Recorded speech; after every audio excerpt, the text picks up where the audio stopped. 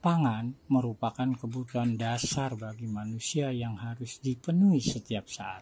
Hak untuk memperoleh pangan merupakan salah satu hak asasi manusia, sebagaimana tertuang dalam pasal 27 Undang-Undang Dasar 1945 maupun dalam Deklarasi Roma tahun 1996.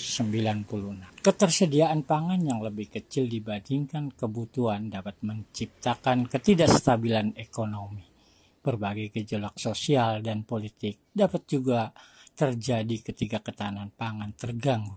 Kondisi pangan yang kritis ini bahkan dapat membahayakan stabilitas ekonomi dan stabilitas nasional. Pangan sering diidentikan dengan beras karena jenis pangan ini merupakan makanan pokok utama. Nilai strategis beras juga disebabkan karena beras adalah makanan pokok bagi warga Indonesia. Industri perberasan memiliki pengaruh yang besar dalam bidang ekonomi, dalam penyerapan tenaga kerja, pertumbuhan dan dinamika ekonomi pedesaan sebagai weak food.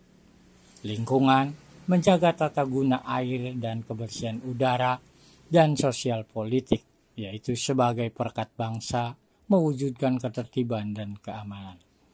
Beras juga merupakan sumber utama pemenuhan gizi yang meliputi kalori, protein, lemak, dan vitamin. Pengalaman telah membuktikan kepada kita gangguan pada ketahanan pangan seperti meroketnya kenaikan harga beras menjadi krisis multidimensi telah memicu kerawanan sosial yang membahayakan stabilitas ekonomi dan stabilitas nasional. Program ketahanan pangan tidak lepas dari Undang-Undang Nomor 18 Tahun 2012 tentang pangan. Disebutkan dalam undang-undang tersebut bahwa ketahanan pangan adalah kondisi terpenuhinya pangan bagi negara sampai perseorangan yang tercermin dalam ketersediaan pangan yang cukup, baik jumlah maupun mutunya, aman, beragam, bergizi, merata, terjangkau serta tidak bertentangan dengan agama, keyakinan, dan budaya masyarakat untuk dapat hidup sehat, aktif, dan produktif secara berkelanjutan. Undang-undang pangan bukan hanya berbicara tentang ketahanan pangan, namun juga memperjelas dan memperkuat pencapaian ketahanan pangan dengan mewujudkan kedaulatan pangan, food sovereignty, dengan kemandirian pangan atau food resilience, serta keamanan pangan, food safety.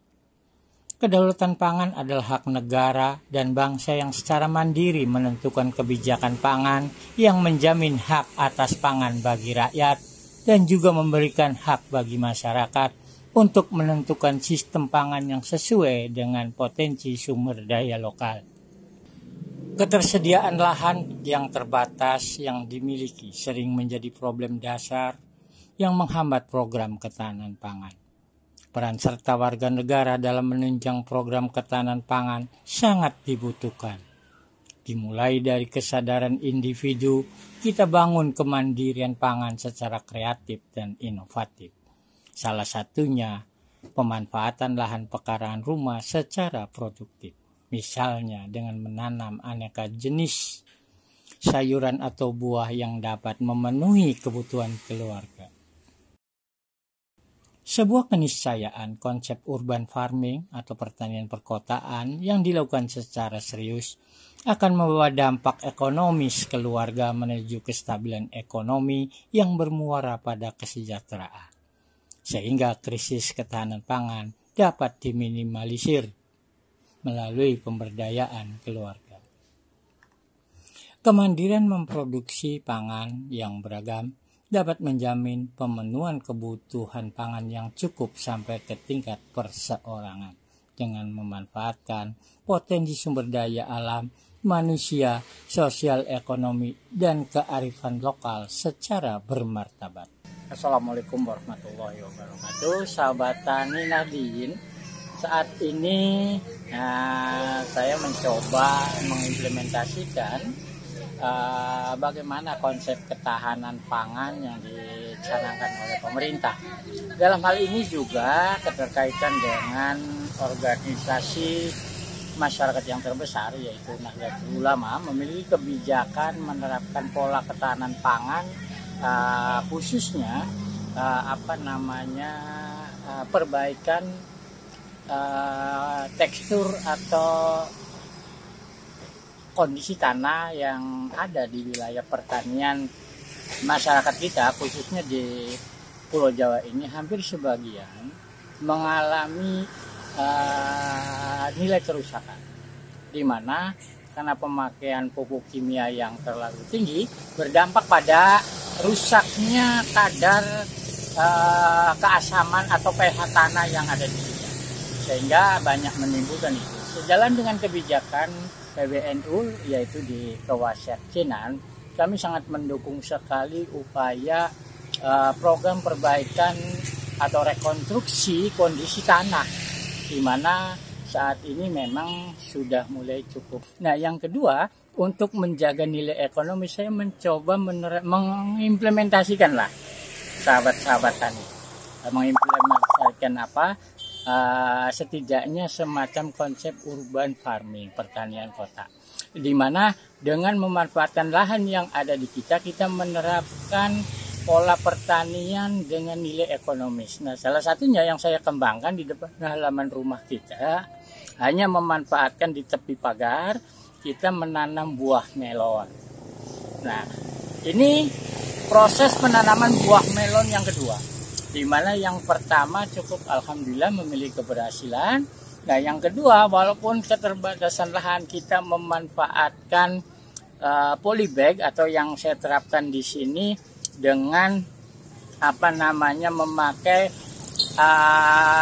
bekas kemasan air mineral atau galon air yang kita manfaatkan sebagai polybagnya. Nah, alhamdulillah walaupun hanya memanfaatkan di polybag, tanaman melon saya mengalami pertumbuhan yang lumayan. Nah, ini di usia 22 hari sudah seperti ini, dan ada juga yang baru berumur 10 hari sampai 15 hari setelah tanam atau 15 hari AST.